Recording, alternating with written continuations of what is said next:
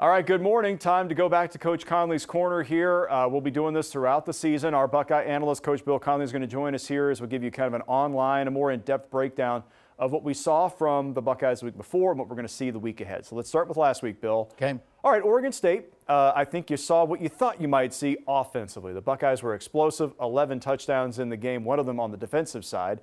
But overall, offensively, no snags. The only real issue in there was an interception that Dwayne Haskins threw in the second half. For the most part, Bill, they looked dominant. And, I mean, it wasn't even close up front. And you know what? You look at the game and say there was no weakness. Right. Offensive line played tremendous, opening up big holes. As I said the other day, I think the Queen Mary could have moved through some of those. Really good job running game. Pass protection was super. Yeah. Big, tall Michael Jordan at center played outstanding. We got to the tight ends. We did some things with them blocking and throwing the football to them. All the skilled athletes, when you're talking about Mike Weber and Dom, you're talking about the great receiving corps. I don't think you could ask for any more, and all those points, the first game of the season. Just an A-plus performance. I agree. And Mike Weber playing the way he did, running the football with some intent, with some fire, a guy who very clearly was angry about the way his season went last year with his hamstring. That nagged him all year. We saw at the tail end he started to fly off a little bit with that hamstring. Came back to school, and it has paid off mightily for him. I'd also mention up front, Bill, you mentioned the offensive line, the holes they blew open. Yeah. We learned a little bit more this week about what the offensive line has been going through to develop to get to the 5 that we saw on the field for the most part Saturday. Michael Jordan became the center. Michael Jordan had no idea how he was going to be at center this week. We just talked to him last night. He basically said, I was as curious as you all were how it would work out on game day. And then Thayer Mumford got the start at left tackle. Right. And Thayer had a camp where he actually had a sports hernia, and he was kind of pushing his way through that. That's obviously extremely difficult to push through as an athlete. Did a great job in the game. Highly emotional player, was motivated to get out there and did a great job. I think that's probably the biggest takeaway from me. Isn't the quarterback play, isn't the running back play? It's those guys up front, I think, delivered something pretty special. Yeah, I think that was the only question we had going into the season offensively. We know we had plenty of weapons to score points. A little bit of question about Haskins being first-time starter, but we've seen him perform in action. So we knew he had some potential. He has a strong arm and all those things. But the offensive line is one, are they there yet? Are they really there yet? Now, you know, it's Oregon State. Not the greatest competition in the world, but a good, solid Division I program.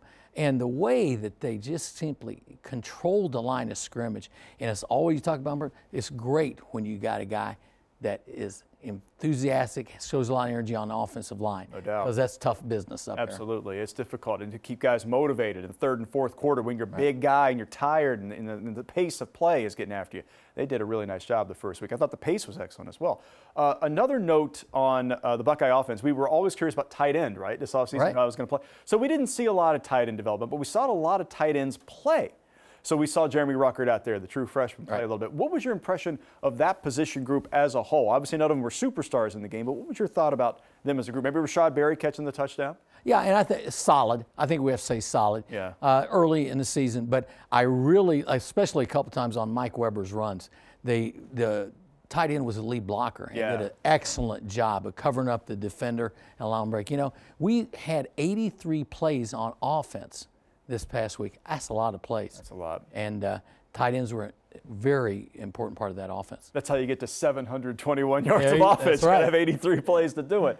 Let's talk a little bit about the defensive side of the ball, which obviously was a high and a low situation. So on the high end, up front, it's a volatile defensive front for Ohio State once again, perhaps even more so than we saw a year ago when they were fantastic. When you look at Nick Bosa's ability off the edge, Oregon State had no answer. We didn't expect them to have an answer, but it was extraordinary. Chase Young, extraordinary. Jonathan Cooper, we saw him flash a little bit. Draymond Jones's pass rushing ability, I think, is the starring element of that. He came back to school specifically to prove it. Could have gone to the NFL last year and been just fine. But he wanted to show people he could be a pass rusher. 2 sacks in the first game. I guess he did that. And let's face it, he keeps playing like that. He's a first-round draft pick. Probably will be, you're right. And one thing about those guys, they're also tall. And you get those big arms in the face of the quarterback, makes it very difficult. Now, you have to hand it to Oregon State. They had a pretty neat game plan. They said, here they come, let's dump it off. Let's throw screen passes, a couple reverses and things like that. So Ohio State's defense will mix it up more in the future. And some of those linemen will actually drop back in coverage a little bit and some things like that when you rush a linebacker and all those things. But for the first game, I tell you, their ears were laid back and they were going full tilt, quick off the ball, athletic. And the thing I watch on the defensive linemen, what do they do after the ball's thrown?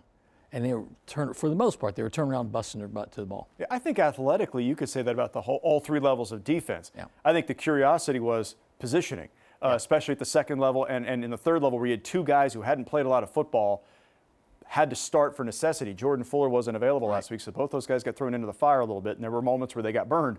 But in the second level was where I was curious your thoughts here. Yeah. We saw some really good moments out of the second line, but also some moments that are very forgettable. You guys look at Pete Werner. Pete Werner made some big plays in the game. Caused a fumble. Caused a fumble. Comes with authority when he tackles.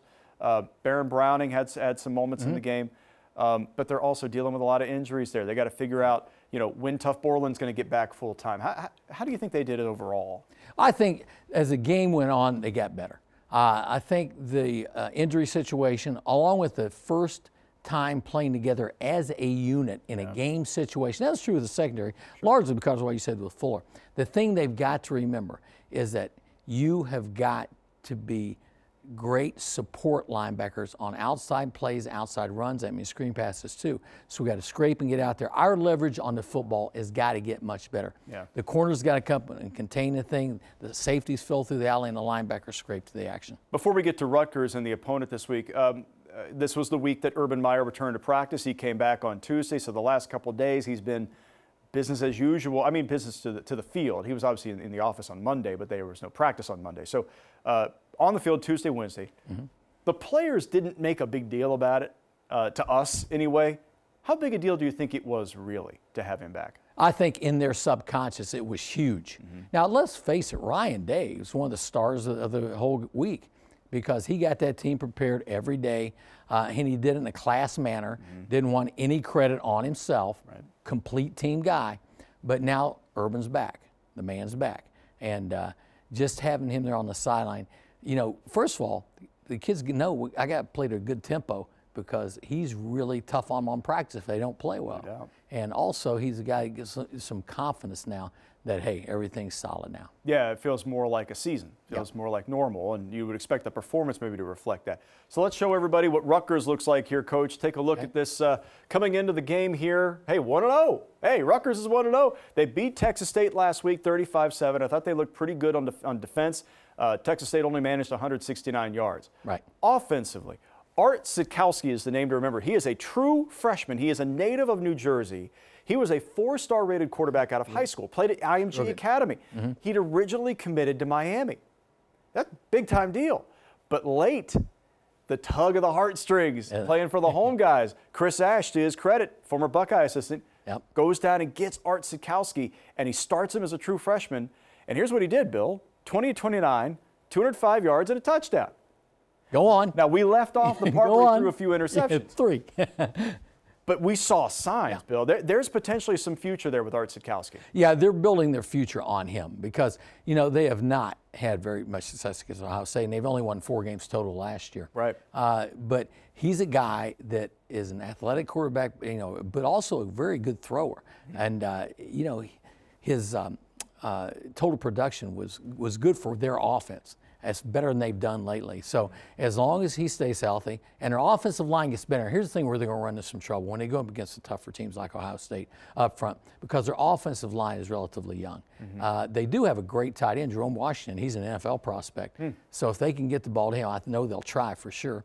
And they got a good running back. This is a versatile athlete, Raheem Blackshear, run and pass. Yeah. So they've got some good skill players to go to. And I think one of the things for the veteran players for Rutgers is they know what these games with Ohio State have been like the last few years. I think the last 3 years combined, they didn't score the last 2 years. And I think the last 3 years combined, quickie math, 163-7? That's about right. That's pretty demoralizing if you're a veteran player and you're getting ready to play in this game on the road. You're coming to Columbus to play this game. I can't imagine those guys are like, okay, well, this is the year we turn this thing completely around. That's going to be tough duty for Rutgers. Yeah, it'll be tough. They want to keep the game close. Their coach said they've got to make, they got to be able to make some big plays, but they also have to get in chunks, but they also have got to control the ball. They do. Because if you give the Ohio State offense, we saw some plays by the house that was one play drive last year. Right. So, it's one of those things that they have got to try to control the tempo of the ball as much as possible. Keep our offense fit. Well, and with the freshman quarterback, too, you might see some changing of coverages and some things to confuse him a little bit because we've seen he might throw you the football. Exactly. An opportunity to make a big play. Exactly. They have they have to prove themselves. They can be a full football team, offense and defense. Yeah. And they haven't done that in the last few years at all. They haven't. No. Coach, appreciate the time. All right. All right. We're getting set for game day. Join us for our coverage all day Saturday here on NBC4. I'll be on the disabled list on Saturday. I won't be at the game. I'm missing my first home Buckeye game. Man, we'll be on the bench this in Saturday. 14 years, 15 years, geez. So yeah, I won't be there, but our good friend Matt Barnes will be at Ohio Stadium. Audrey Hassett will be here. Coach will be with Audrey. Join us for our post-game coverage starting at 7 o'clock Saturday night here on NBC4, and of course streaming online at NBC4i.com. Have a great weekend. We'll see you.